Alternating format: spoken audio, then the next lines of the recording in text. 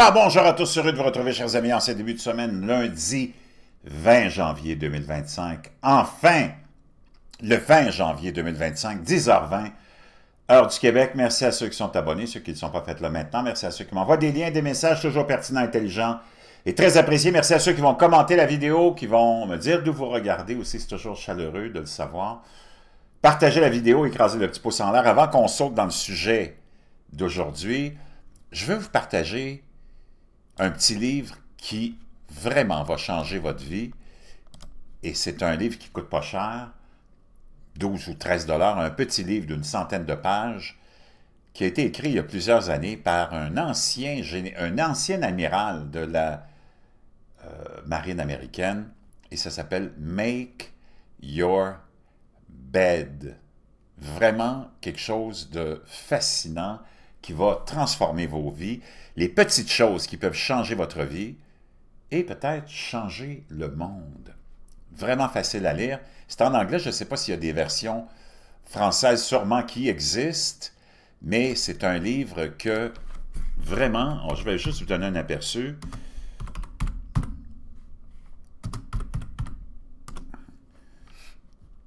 Donc l'amiral McRaven.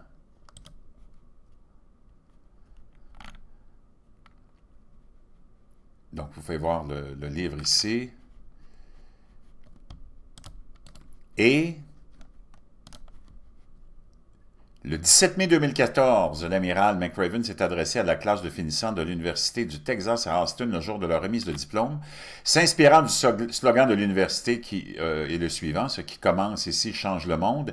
Il a partagé les 10 principes qu'il a appris pendant sa formation de Navy SEAL, et qui l'ont aidé à surmonter les défis non seulement dans sa formation et sa longue carrière dans les marines, mais aussi tout au long de sa vie. Il a expliqué comment chacun peut utiliser ses leçons de base pour se changer lui-même et peut-être changer le monde autour de vous, mais tu ne peux pas changer le monde autour de toi si toi tu ne changes pas.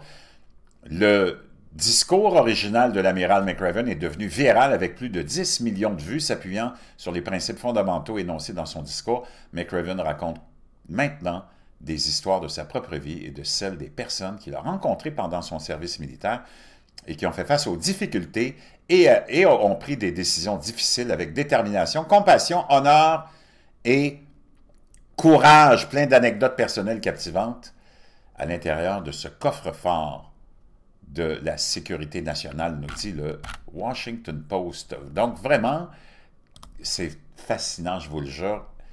Make your bed, c'est certain que ça a été traduit. Je vous laisse le lien dans la boîte de description. Maintenant, je saute tout de suite dans le vif du sujet. Et c'est ces feux, naturellement, qui ont eu lieu à Maui, Hawaï, l'an dernier, où il y a peut-être presque maintenant 2 ans, ça passe vite, et les fameux feux de Los Angeles, où on a vu des événements très étranges, comme par exemple à Los Angeles, cette camionnette d'époque en bleu au milieu de tous ces débris de feu. Et on a vu ça dans Maui aussi, plein d'éléments bleus qui ont survécu à ces feux intenses. C'est complètement hallucinant. Ils ont retrouvé la propriétaire de cette voiture vintage, comme on dit. Tu peux voir aussi des éléments bleus dans les incendies, les images que tu as vues des incendies de Maui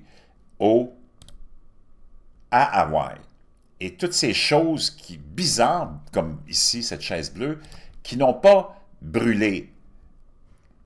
Et les médias, naturellement, ont sauté là-dessus tout de suite avec leurs organes de fact-checking pour te dire que c'était par pur hasard que ces objets bleus-là, comme le vase qui est là, n'aient pas été détruits ou brûlés, ou la voiture bleue que tu as vue à Los Angeles.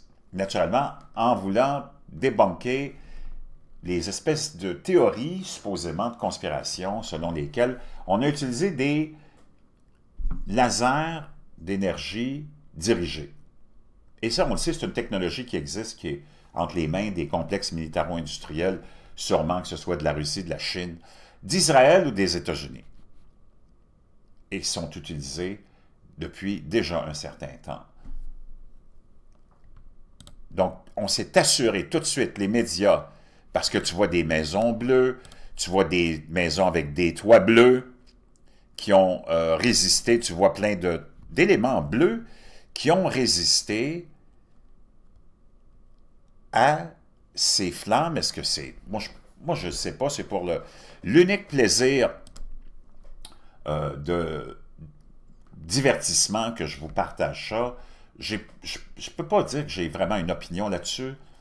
Ça demeure très étrange. Le plus étrange, c'est que les médias sautent là-dessus pour essayer de discréditer ou de se moquer de nous. Parce que c'est eux autres qui ont amené ces éléments-là dans les nouvelles, comme le camion bleu vintage, là, je ne sais pas si c'est une Volkswagen ou je ne sais pas quoi.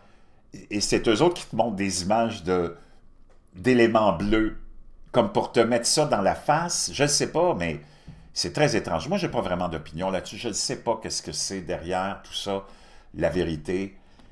Mais ce qui me sème les plus grands doutes, puis je veux vous entendre là-dessus, c'est que les médias tout de suite sautent là-dessus pour te frotter ça dans la face, puis en même temps te dire, ben voyons donc, c'est juste des conspirations. Je ne sais pas, mais wow! Et là, tu as l'Associated Press à l'époque qui dit, les médias sociaux, les vidéos de médias sociaux poussent les baseless, ça veut dire sans fondement, les théories de conspiration sans fondement à propos des items bleus qui ont été épargnés dans les feux de Maui. Donc, on peut voir ici des gens qui font des tests avec des lasers apparemment. Et là, tu te retrouves à Los Angeles. OK? Et, encore là, les items bleus qui ont survécu dans les feux de la Californie sont un indicatif, peut-être, d'utilisation d'énergie, laser d'énergie dirigée. 8 janvier 2025. False, faux, nous dit Politico. Et là, on s'en vient et on te montre toutes sortes d'éléments bleus parmi les débris. Seems to have collapsed in on itself. That, I presume, was the basement. This is what Lori will have to return to when she's finally allowed back home.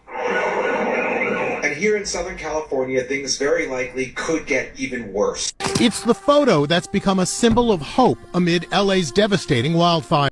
Donc, on dit c'est une photo qui est une lueur d'espoir. Et encore là, tu vas te mettre dans la face cette fameuse voiture bleue.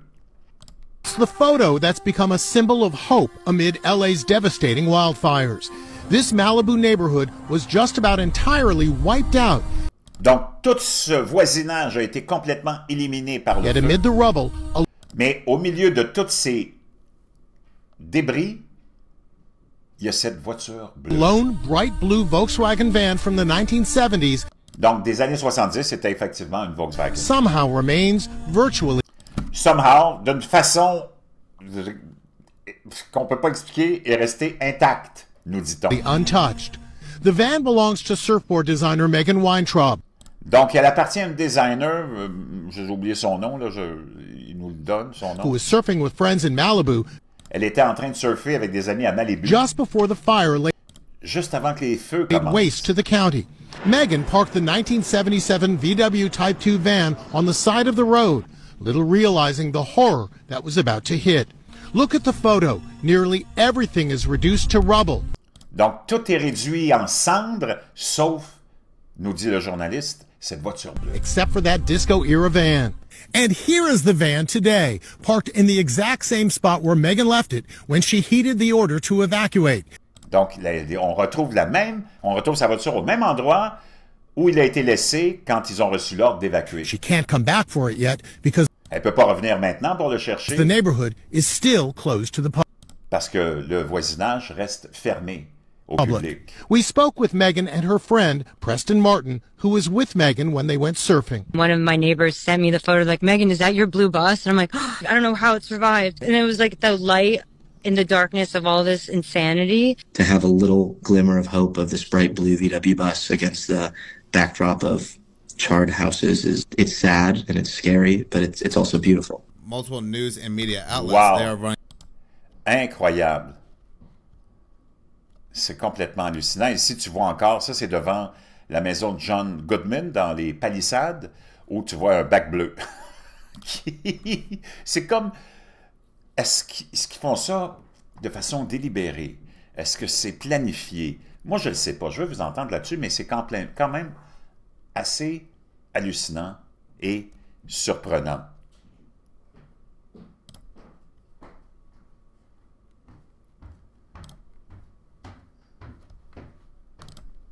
Vraiment très étonnant, toute cette histoire-là. Donc, je veux vous entendre là-dessus. C'est très étonnant. J'ai plein de choses à vous partager aujourd'hui. Je vais revenir sur des événements très étranges qui entourent le chiffre 33, qui est un gros symbolisme qui est utilisé par le culte qui nous gouverne. C'est hallucinant. Vous n'allez pas en revenir. Tu n'as qu'à penser à Jésus et son âge, 33 ans. Mais plein de choses concernant des événements qui se sont produits récemment avec le chiffre 33 qui est utilisé d'une façon tellement abondante. Tu te demandes si... C'est là où tu en viens à te poser des questions sur le plan et le fait qu'on a probablement des outils de communication au sein du culte qui nous gouverne pour se communiquer entre eux avec du symbolisme. C'est trop présent. Je vais vous revenir avec ça, puis plein d'autres choses aussi. Donc, n'oubliez pas de commenter. Je vous le dis, procurez-vous ce petit livre, Make Your Bed. Ça va transformer votre vie.